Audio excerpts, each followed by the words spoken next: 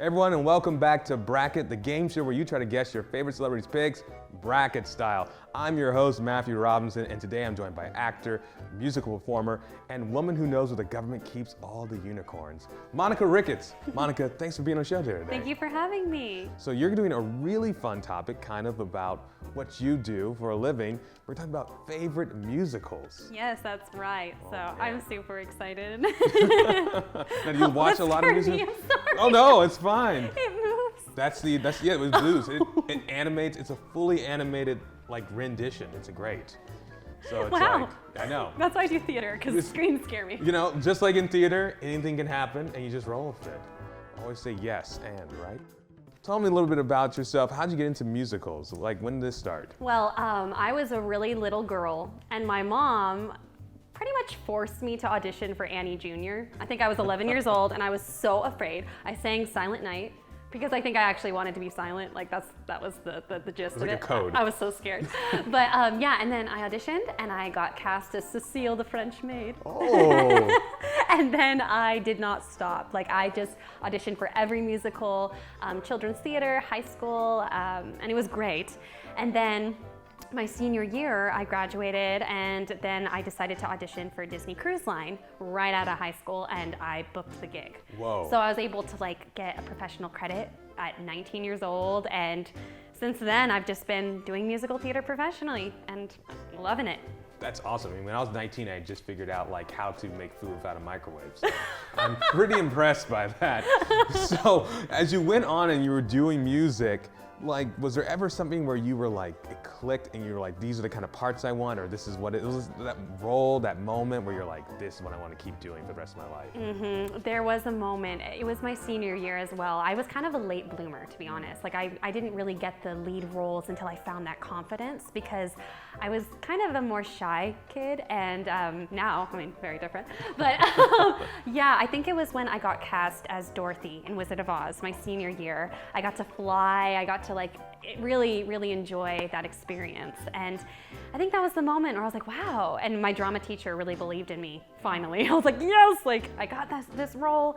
And I also grew up loving Disney. So I was constantly playing pretend, like pretending I was Cinderella, and I was just like constantly dancing and putting on shows. So I think it's always been in my blood, and I'm just so unbelievably grateful that I've had this opportunity to pursue it professionally.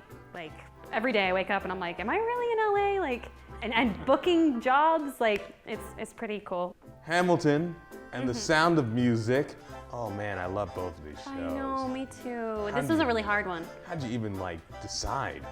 Well, for me, in this certain situation was the nostalgia factor, because I'm very much about nostalgia. Like I love, you know, the past, and I love, you know, vintage things and stuff like that. And so Sound of Music was one of the few movies that I watched like on repeat with my family, and I just love Maria's transformation. And if you like look at the story itself, it's a big deal. Like she left her life behind for a man and his family. Right. Like what? Like that is a huge decision, and you can just feel that like conflict and how she overcame that, and it worked out in the end. And it's a true story too. So was Hamilton. But yeah, so I chose Sound of Music because of that journey that she goes on. Lion King versus Cats. Are you a cat person? I mean, not the musical. Yes, I'm definitely a cat person.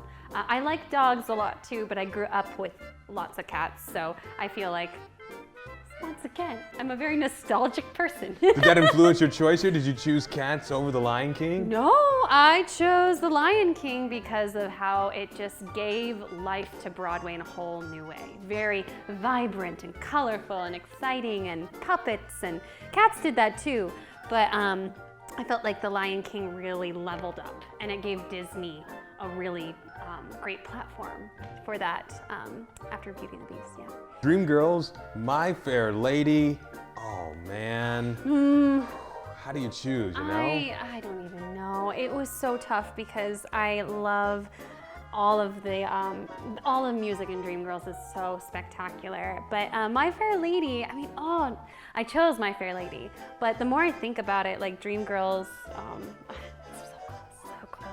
But My Fair Lady, I grew up with as well, and I just loved her transformation. It's like a Cinderella story. It definitely is. Oh, it's a beautiful choice. Into the Woods, Mary Poppins, Julie Andrews again, but now she's going against, at least in the film world, going against people like Meryl Streep and Emily Blunt. Oh yes, that's right. But I think this is a really cool like matchup here, because kind of depending on where your nostalgia lies is where you're gonna pick for this one. That's true. And I think, well, of course, I chose Into the Woods because of my personal connection. I say that so many times. But this was what I did at the Hollywood Bowl over the summer. And the show literally changed my life.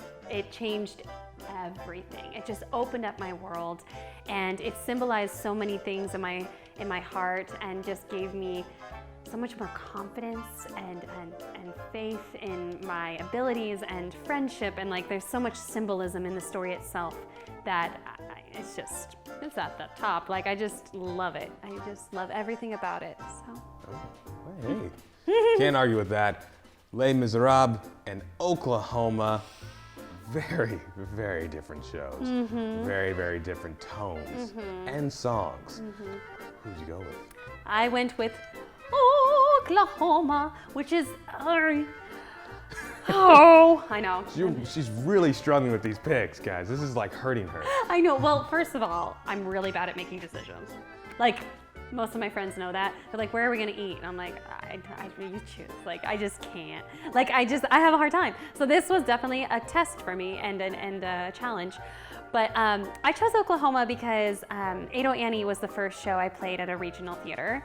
And she was so much fun to play, just being rambunctious and colorful and expressive. And I think there's something about the show as a whole. It's so well written.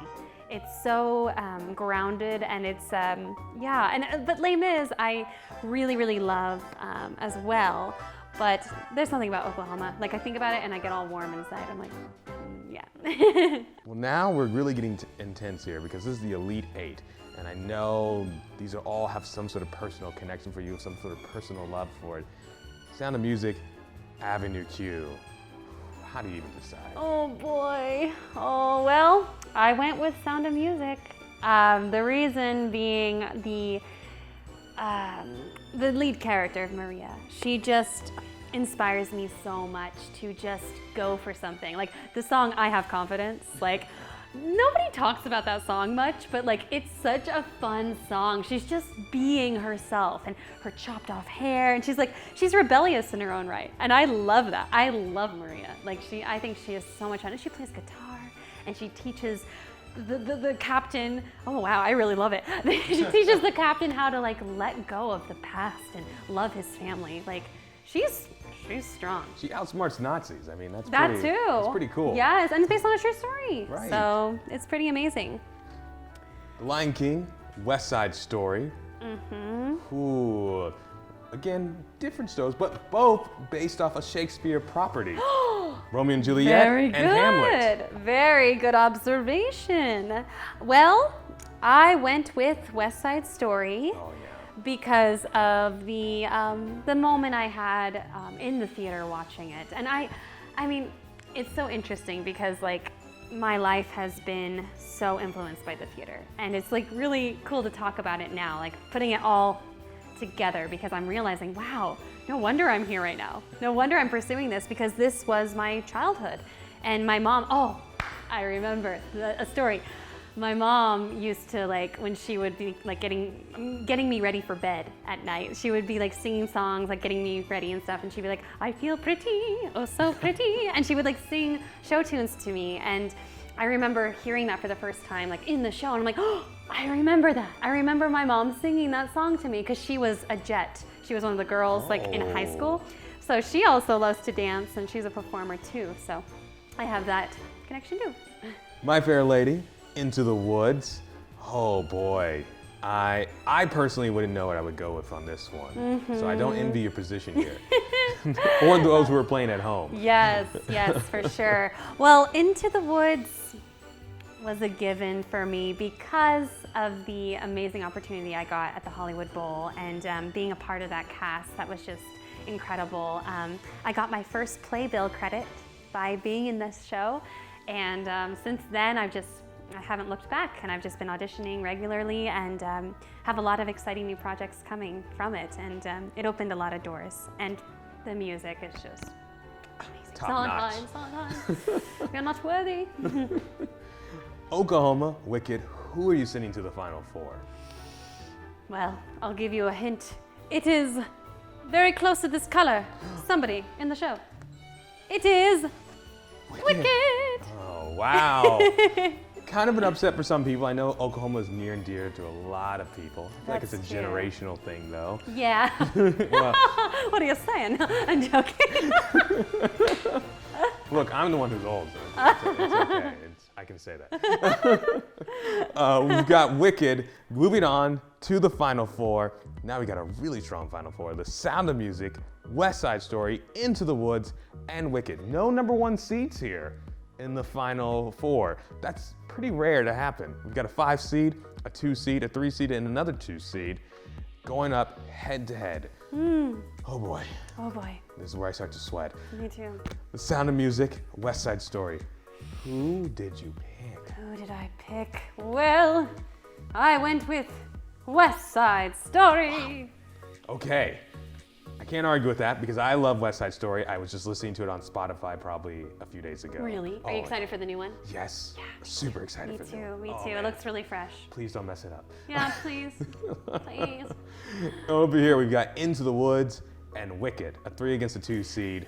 Oh boy. I can't even look at this. It's just so heartbreaking. I won't look either. Oh, In solidarity. What does it say? I can't look. I think you went with Wicked? Yes. There you go. I went with Wicked. It's just, it was so close. But Wicked is what really emphasized my dream, and I've had many opportunities because of that. West Side Story, Wicked. Oh man, I Monica. I know. This is hurting me. Oh, I'm And I don't have to make this choice. sorry. Oh, all right. I know no matter which one you pick, you're going to upset a few people. So why don't you tell us kind of your thought process between these two? Well, first of all, both of them start with the letter W. W. And I think the process of this was really interesting because like West Side Story for me was such a pivotal moment in my life as a little girl, just understanding like the importance of theater and the impact of it and just like being immersed in it. So it like that started everything.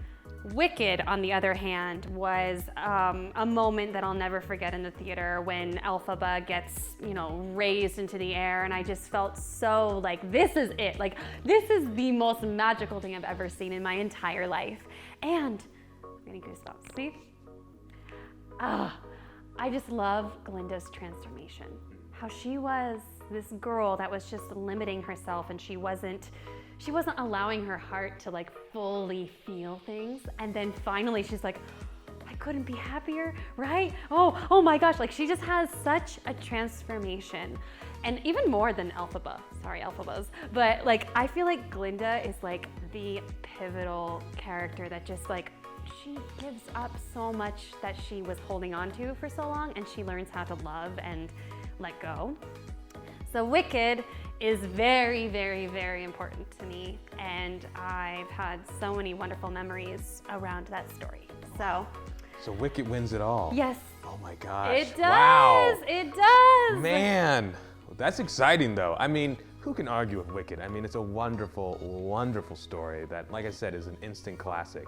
The moment it went up, everyone was like, wow, this is something special. This is something different. So I think this is a very strong choice. Monica, this was so much fun. Yes, it was. Thanks for coming out here on the show today. Thank you for having me. Really appreciate having you on the show. And for those of you who are watching home, check your scores.